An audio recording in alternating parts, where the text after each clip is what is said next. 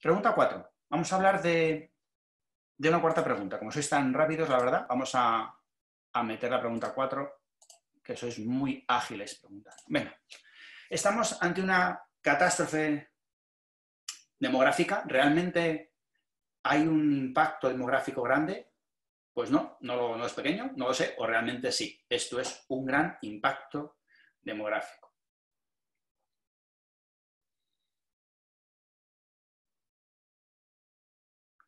Muy bien, ya vais por un 70% de votación. Olín, qué rápido sois, qué bien. 85% de votación. Muy bien, y vamos a pararlo porque los resultados ya son muy homogéneos y ya la gráfica, los porcentajes no cambian. Y una cuarta parte de vosotros, 23%, pensáis que el impacto es pequeño y 3/4 partes de vosotros pensáis que el impacto demográfico será importante. 3/4 partes el impacto será importante. Bueno, pues la verdad es que no os falta razón inicialmente, porque si te pones a ver cómo son los medios de comunicación y la información que nos llega, recordad estas semanas donde había muchos más muertos de los que pensábamos, donde, por desgracia, los cadáveres de nuestros familiares se quedaban amontonados, donde no solamente hemos abierto una morgue en una pista de hielo, que por cierto es una idea cojonuda, es que es súper inteligente, súper brillante. No, es que hemos abierto la segunda. Es que el número de muertos ha sido tan brutal que en Estados Unidos, por ejemplo, que entre Bronx y Queens, creo que hay una islita en mitad del río, donde, entierran allí a las personas sin recursos. Bueno, pues ahí enterraban más o menos unos 25 a la semana. Y hace unos días estaban enterrando 25 al día, pero habían contratado personal para llegar a enterrar 100 al día. Esa situación, más el mensaje gubernamental, dicen: queremos transmitir un mensaje de calma a la población y por eso el gobierno ha activado todos los sistemas de pánico disponibles. Es que no pueden haber hecho un mensaje que induzca más al pánico. No puede haber un mensaje más dispar en todo esto. Por eso es normal que dentro de esa intervención los titulares tengan que ver con la palabra catástrofe. Lo de la residencia sí ha sido un auténtico drama. Los filósofos, pues es posible pensar en mitad de la catástrofe, por tanto la palabra catástrofe ha estado encima de la mesa cotidianamente, hasta el punto que los que han negado la catástrofe han sido apaleados. Trump el primero, Bolsonaro, algunos que no lo hemos visto como tal catástrofe, y por tanto la catástrofe ha sido como que todo el mundo ha decidido que catástrofe era lo importante, el término a definir todo esto. Bueno, el 27 de febrero yo mismo publiqué en Facebook, copié y pegué en Facebook esto, que lo que teníamos era una pandemia más o menos como el de la gripe, que éramos unos auténticos exagerados. Porque conocía bien la gráfica de la izquierda, donde el COVID, fuera de Wuhan, era un 0,7 y en cambio la gripe de un 2, por lo tanto no parecía en absoluto que fuera una cosa. Y simplemente en un par de semanas, nos dice la realidad que eso no era cierto, que era muy superior, más de 10 veces más peligroso. Y por tanto, todos nosotros, si miramos nuestra hemeroteca personal, nos debemos avergonzar. Por eso, que dentro del equipo del presidente hay algunos que ya han cambiado de opinión, no tiene ninguna importancia y es completamente cierto. Es que es así. Esto nos ha pillado a todos en fuera de juego. Todos. Esto es un artículo del mundo de la epidemiología del 2015. Lo traigo para que, quizá entendáis bien cómo se hacen esas cosas. Además, es un artículo donde ha colaborado Fernández Simón, al cual le agradezco enormemente yo en persona el esfuerzazo que ha hecho. Aquí es una foto de hace unas semanas, donde tenía menos pelo, porque va creciendo el pelo, y más gordito, porque ahora el pobre tiene un color fatal, está delgaducho, con pelo largo, y la verdad es que tiene que estar pegando una paliza realmente de narices. ¿Cómo son las gráficas de los artículos de epidemiología? ¿Veis esa línea roja? Pues esa línea roja, que ondula y sube y baja, esa línea roja es la estimación de mortalidad basada en otros años. Y por tanto, es como se espera que haya mortalidad. Y la línea verde es la mortalidad real, de tal manera que se puede ver que la línea roja tiene esa línea de base, tiene una ondulación y tiene algunas semanas donde es más probable. Aquí viene el año y la semana. 2010, 0,6. La semana 6 del 2010. La semana 6 desde el 1 de enero sería más o menos hacia el 15 de febrero. Y el año siguiente, en el 2011, la semana está en el 6-7, también estamos final de febrero, y al año siguiente está en la semana 6-7, por lo tanto, ¿veis que siempre todos los años a final de febrero más o menos es cuando está el follón de mortalidad? Ya en todos los años. Bueno, eso nos permite ver también que hay un gran pico de mortalidad en este año 2012, que es al que se refiere el artículo, y hay otros picos más pequeños en los años 2010, 2013, 2014. Vale. Para verlo mejor, lo que se hace en epidemiología es aplanar la gráfica roja. Esa gráfica ondulante se aplana y, por tanto, la línea de la significación a la izquierda lo pone el Z-score en 2. Esa línea gris de Z-score en 2 es más o menos como los artículos de nuestro campo, la confianza o la significación estadística del 95%, el intervalo de confianza del 95%. Y veis que cruzar la línea del Z-score 2 lo hace el pico, lo mismo que el otro. Por tanto, en 2012 hubo un gran pico de esta epidemia. Pero fíjate que no lo hay en los otros años. Los otros picos se han aplanado. Pero este tipo de metodología permite encontrar este pico. Que no habías caído que estaba, que no veías que estaba, con la tecnología de la epidemiología se ve que en ese año algo pasó en ese momento. Por tanto, el concepto importante es el exceso de mortalidad. No es discutir cuántas son de la gripe, no son de la gripe, porque era viejo, porque estaba acatarrado, porque no es discusión de la causa, no la podemos saber. Es simplemente que si todos los años hay no sé cuántos y ese año hay el doble, pues la mitad es achacable a un factor externo. Por tanto, ese concepto de mortalidad en exceso, de exceso de mortalidad, es esencial en la metodología de la epidemiología. Esto es un foro de epidemiología que estoy seguro que frecuentáis todos los fines de semana, la epidemiología.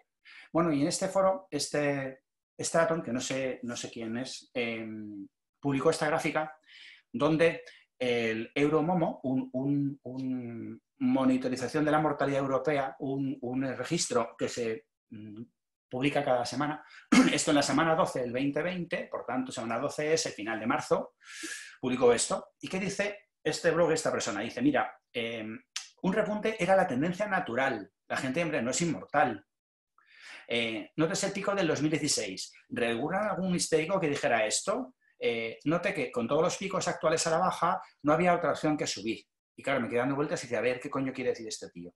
Vamos a ver, lo que quiere decir es que si veis en la gráfica de la derecha, en el pico del año 2017, 2018, 2019, 2020, los picos de mortalidad han sido cada vez menores. De tal manera que al ser cada vez menos, hay, digamos, un acúmulo de personas que no han fallecido. Esto en epidemiología se dice de una manera bastante grosera, que son hojas secas. Es decir, si no ha hecho nada de viento, los árboles tienen muchas hojas secas y, por tanto, la primera vez que hay un vendaval, caen muchísimas hojas. Los árboles estaban llenos de hojas secas. Por tanto, era como una especie de deuda con la mortalidad estándar que teníamos. Esto, a nivel europeo, se puede medir. En otros continentes y otros países no. Sé que alguno de vosotros nos escucha desde Hispanoamérica y, por tanto, pues bienvenidos. Y si queréis hablar de vuestro país y no está en la gráfica, pues buscad una provincia que tenga una mortalidad baja como tenéis en Hispanoamérica. Esto es un registro de la semana 14 y, por tanto, estamos hablando ya de mitad de marzo. Es una gráfica real europea. Me ha permitido extractar algunos de estos países. Algunos de ellos, que están en la zona baja, veis que las mortalidades que tienen que ver con los últimos años son más bien altas. Y eso lleva a que las mortalidades actuales son más bien bajas, porque no tenían hojas secas. En cambio, y esos países son Alemania e Irlanda. Qué curioso que son los mismos que tienen ahora pocas hojas secas, pocos muertos. Por tanto, a lo mejor el modelo alemán no es tan exitoso solo porque lo hacen bien, sino porque ya tenían una situación donde no estaban en deuda. En cambio, en otros países tenemos una menor mortalidad últimamente y, por tanto, tenemos una alta mortalidad ahora. Y esos países corresponden con Italia, España e Inglaterra. Qué casualidad que son los líderes europeos en mortalidad actual. Por tanto, estos indicadores nos están advirtiendo que hay otros factores que no son solamente cómo nos cuidemos, sino que esto de la mortalidad pues va evolucionando de otros factores. Este es un informe, fijaos que se publica el informe MOMO constantemente, cada día prácticamente. Os traigo el informe con la situación a 28 de abril, estamos a día 30, hace un par de días. Fijaos si funciona eficientemente, que en un día, esto salió ayer, en un día tenemos la información, un día. Bueno, pues ese informe, ¿qué dice? Pues dice que en España, del 17 de marzo al 27 de abril, en ese periodo de cálculo, tenemos 30.000 personas que han muerto en exceso respecto a lo estimado. Eso supone un 66% de defunciones en exceso. Tenemos 30.000 muertes de más respecto a lo que solíamos tener. De esas muertes, con esta gráfica que es espectacular, si veis, la banda azul es donde está la significación estadística. Y nos hemos salido 3 pueblos de esa significación. Hay un poquito más mortalidad. Era, decíamos, en hombres que en mujeres, ¿verdad? Pues no, ya no. Ya no es así. En gente de menos de 65 años, la mortalidad es un 18%. Y esta es la gráfica donde se ven unos picos por ahí, donde efectivamente ha habido un tiempo donde ha habido más mortalidad en gente de menos de 65, pero no hoy. Llevamos ya el mes de abril donde no esto no incrementa la mortalidad por encima de los 65, por debajo de 65. En el grupo de 65 a 74 hay un exceso de mortalidad del 53% y la gráfica es espectacular. ¿Veis que últimamente en abril está ya más controlado? Y esta cifra, este eje, esta cifra, son 350. Quédate con esa cifra para la gráfica posterior. En cambio, en personas de más de 75 años, la mortalidad en exceso es un 76% y es este pedazo de pico. Y la gráfica anterior ahora pone 1800 o pone 350. Por tanto, esto es algo que está masacrando a nuestras personas mayores. Pero no lo hace por igual. En Andalucía no, en Aragón un poco, en Asturias, Baleares, Canarias no, en Cantabria muy poquito, ¿no? En Castilla y León mucho, y veis que llega a 200, en Castilla-La Mancha 250, Cataluña pico de 400, Comunidad Valenciana, Extremadura un poquito, ¿dónde estáis? Bienvenidos, hola, Colegio Extremeño, pues tenéis un problema más chiquitín que el que tenemos por Madrid, Galicia una gotita, fíjate Cataluña 400, bueno, pues ahora pasamos a Madrid, y Madrid estamos en 600, Navarra, País Vasco, La Rioja, Ceuta. Por tanto, es una situación muy irregular. Hay todavía muchos sanos por España, hay todavía muchas provincias que tienen muy poquita contaminación. Lo que yo critico muchísimo a los medios de comunicación es que no den una información referenciada. Esta gráfica es cierto. En ese momento era cierto que esta era la gráfica. Dice, las muertes en España se disparan un 56%. Y esto lo publica La Voz de Galicia. Por tanto, yo soy gallego y me levanto por la mañana y veo esta gráfica y ese día no salgo ni a por el pan. Pero si en cambio me ponen a la vez al lado la gráfica gallega, a lo mejor voy bastante tranquilo a por el pan. Por tanto, no es solo dar información, sino referenciarla para que alguien tenga una forma de valorar la importancia. Fijaos, falacia, truco, error, problema de todos los días de los medios de comunicación. Dice la pregunta, ¿por qué España tiene la mayor tasa de mortalidad por el virus del planeta? Y dice, el envejecimiento de la población y el fuerte impacto de las residencias son las principales causas de la incidencia mortal del virus, según los expertos. Por tanto, como él está citando al experto, ya lo das por hecho que es cierto. Y es falso. Me voy a centrar solo en estas dos. No voy a hablar de residencias. Si queréis otro día hablar de residencias, que tampoco es cierto. Vamos a ver. Estas son las comunidades autónomas que han tenido más mortalidad por el virus. Medalla de oro, Madrid. De plata, Castilla-La Mancha. Bronce, La Rioja. Y cuarto clasificado, Castilla y León. Si fuera esto de la ancianidad, de tener muchos ancianos, las regiones más envejecidas deberían tener más mortalidad, ¿no? Bueno, pues es al contrario. Madrid, medalla de oro, está por debajo de Castilla-La Mancha, medalla de plata, por debajo de La Rioja, medalla de bronce, y a su vez por debajo de Castilla y León, que es el cuarto clasificado. Por tanto, no es cierto que la mortalidad haya tenido que ver con las regiones más envejecidas de España. Bueno, claro, no regiones, pero es que en España tenemos un montón de gente mayor. Mentira podrida. España está por debajo del promedio de la Unión Europea. Otra cosa es dentro del año 2050, que seguro que somos campeones totales. Pero no hoy. No tenemos unas cifras de gente de más de 65 años líderes. Estamos por debajo del promedio. Por tanto, el titular y el artículo era falso. Es falso.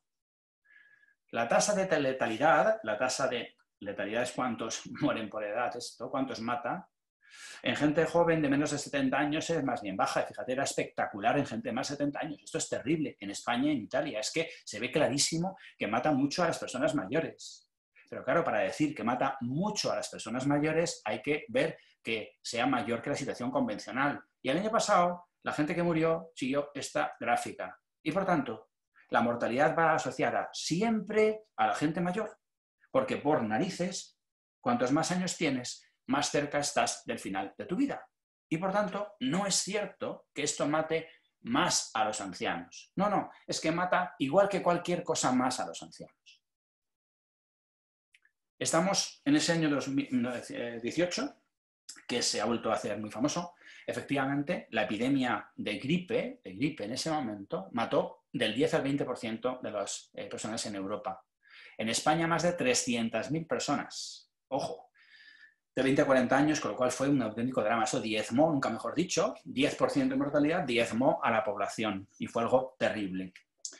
Esto es equivalente a lo que tenemos ahora. Tenemos un gran follón, tenemos una catástrofe demográfica. Pues veis ahí en amarillo la curva española, que en esa fecha concreta, el 8 de marzo, había 14.000 que hubieran fallecido, ahora son 30.000. Bueno, pues esto va subiendo. Vamos a ponernos que globalmente esta epidemia matara a 40.000 personas. Bueno, esa cifra me la tengo que inventar, evidentemente. No estoy diciendo que vaya a matar a esas personas, ni más ni menos. Simplemente que si eso fuera un número de fallecidos, que es una estimación bastante razonable, comparar si eso es mucho o poco.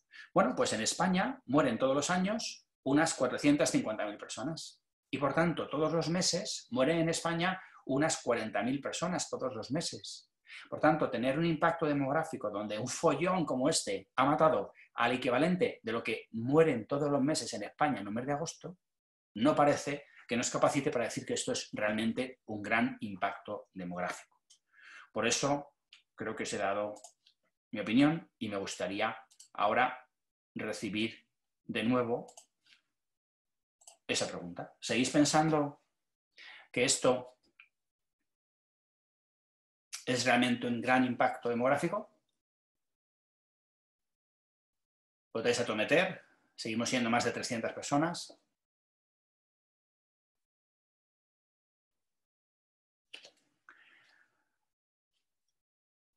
Y podemos pararlo ya porque la votación es clara. Si compartimos los resultados, pues ha habido una inversión y 2/3, aquí había 75, 2/3 de las personas que pensaban que el impacto demográfico va a ser importante han pasado a pensar que el impacto no es tan importante. Que el impacto no sea tan importante demográficamente no es que esto sea un auténtico drama. Recordad el atentado de Atocha, un atentado que hubo aquí en la estación de Atocha que ha cambiado incluso la fisonomía de la ciudad y esto ha cambiado incluso a lo mejor la política de nuestro país, ¿no? Pensad en el drama de las Torres Gemelas, cómo ha cambiado hasta la fisonomía de las películas americanas y cómo se recuerda cada uno de los nombres de los 2.600 y pico personas que murieron en ese edificio, cómo han sido auténticos dramas. Fijaos cómo esto de las Torres Gemelas ha cambiado hasta la forma de viajar, hasta la forma de las puertas de las cabinas de los aviones. Esto ha revolucionado nuestra sociedad con 2.000 y pico muertos. Y por tanto, este virus, que ha generado como consecuencia un montón de homenajes. Aquí está un cuadro de una familiar mío, extremeña. Mira, esta mujer tiene 80 y pico años, 84, 85, es tía mía y vive en Herrera del Duque. Y ya le gusta pintar. A mí me gusta mucho, es discutible si es bonito o feo, pero a mí me encanta. Y ese cuadro se llama A las 8 de la tarde. Y es el homenaje de la gente aplaudiendo a los sanitarios. Bueno, pues si esto ha llegado hasta el corazón de las personas, y esto se ha llegado así, ya a día de ayer, había fallecido, había muerto en el mundo más de 220.000. Con lo cual, esto es un drama brutal, no demográfico, sino un drama emotivo brutal. Pero en cambio ha sucedido un mecanismo muy curioso. ¿Cómo es posible que ahora que tenemos 300 muertos cada día, nos parezca, dice, mira, hazme menos que ayer, Manoli, pásame el aceite? Pero como están muertos 300 personas, que murieron, que estamos hablando de unas cifras de mortalidad como si hubiera un atentado de estos de Atocha por la mañana y otro por la tarde. Y en cambio se nos ha acostumbrado el cuerpo. Pues porque nos comportamos como esta parábola de la rana hervida. Dicen que si calientas agua en una olla hasta que hierva y metes de repente una rana, en cuanto se queme allí, pega un salto y se va y sale corriendo como ya haría yo. Pero en cambio, si la metes desde el principio con el agua fría, poco a poco va estando calentita, calentita, calentita, se va acostumbrando a todo ello y antes de darse cuenta morirá sin reaccionar. Y esto no es una parábola, algún bestia pues lo ha hecho. Tienes una rana a 93 grados que no ha muerto todavía y lo va a hacer, ¿no? Por tanto, nos está pasando eso. Cuando viene cualquier impacto brutal, un encerramiento, una dictadura, unos atentados, una muerte, cualquier cosa, se nos va acostumbrando el cuerpo y vamos normalizando cosas que en absoluto son normales. No es normal una situación donde puedas aceptar como 300 muertos diarios y decir, pásame la mantequilla, pero nuestro cuerpo se ha acostumbrado. Por tanto, ¿estamos sufriendo el efecto de la rana hervida? Pues desgraciadamente sí, nos estamos comportando así. Por tanto, pues mira, no supone un impacto demográfico, aunque emocionalmente sea brutal el impacto que tiene.